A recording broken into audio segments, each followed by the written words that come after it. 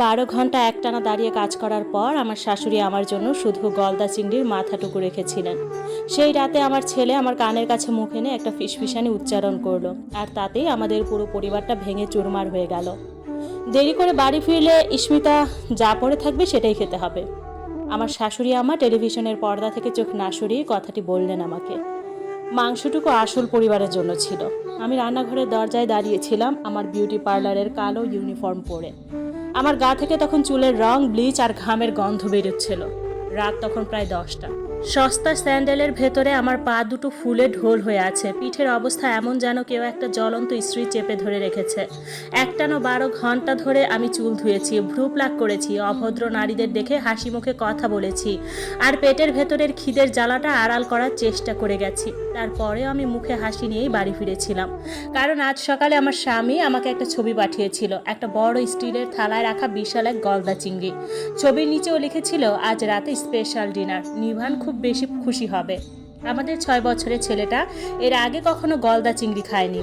ওর নাম নিভান। সারাটা দিন যখন আমি বড়লোক মহিলাদের মাথার ত্বক থেকে চুলের রং পরিষ্কার করছিলাম, তখন শুধু মনে মনে ভাবছিলাম আমার ছেলেটা তার ছোট্ট আঙ্গুল দিয়ে চেটে পুটে মশলা খাচ্ছে। কিন্তু আমি যখন আমাদের ফ্ল্যাটে ঢুকলাম, দেখলাম ডাইনিং টেবিলটা ইতিমধ্যে নোংরা হয়ে পড়ে আছে।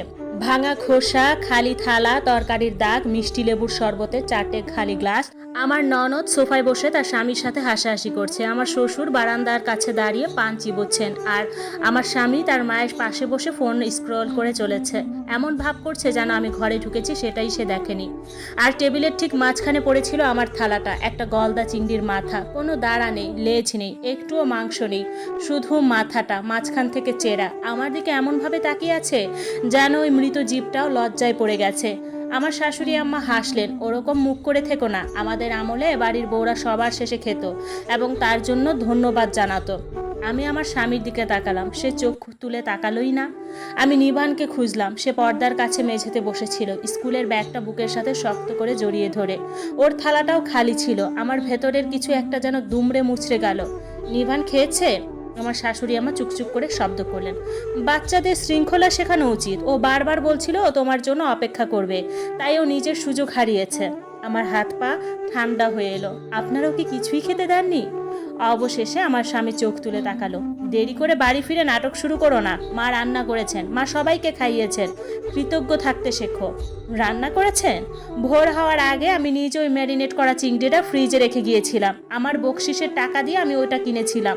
তার জন্য আমি টানা 3 দিন দুপুরের খাবার খাইনি। কিন্তু এই পরিবারে আমার কঠোর পরিশ্রম হয়ে গেল তাদের দয়া, আমার টাকা হয়ে গেল তাদের অধিকার, আর আমার খিদের জ্বালাটা হয়ে গেল আমার অভদ্রতা। আমি থালাটা তুলে নিলাম। চিংড়ির মাথাটা পাতলা ঝোলের মধ্যে পিছলে গেল। আমার শাশুড়ি আম্মা এক চিলতে সন্তুষ্টির হাসি নিয়ে আমার দিকে তাকিয়ে রইলেন। খেয়ে নাও ইস্মিতা, লক্ষ্মী বউরা খাবার নষ্ট করে না। নিভান হঠাৎ দাঁড়িয়ে পড়ল।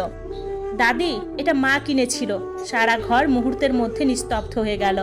আমার শাশুড়ি আমার মুখটা শক্ত হয়ে উঠল। কি বললি তুই? নিভান প্রথমে আমার দিকে তাকালো, তারপর মেঝের দিকে চোখ নামিয়ে নিল। আমার স্বামী ধমকে উঠলেন, নিজের ঘরে যাও। আমার ছেলেটা ভয়ে একটু কেঁপে উঠল। ওর ওই ছোট্ট কেঁপে ওঠাটা আমার খিদের কষ্টের চেয়েও অনেক বেশি বুকে গিয়ে লাগলো। আমি ওর হাত ধরলাম, ও আমার সাথেই খাবে। শাশুড়ি আম্মা হেসে উঠলেন। কি খাবে? ওই মাথাটা? নির্বাণ ছাড়া ঘরের সবাই হেসে উঠল।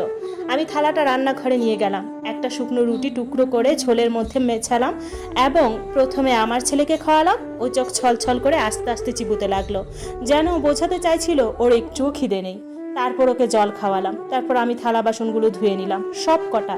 কেউ একটা হাতও বাড়ালো না। মধ্যরাতে যখন সারা বাড়ি অবশেষে শান্ত হলো, নিভান পাতলা তোষকটার উপর আমার পাশে এসে শুয়ে পড়লো। ওর ছোট্ট আঙুলগুলো আমার গাল ছুলো।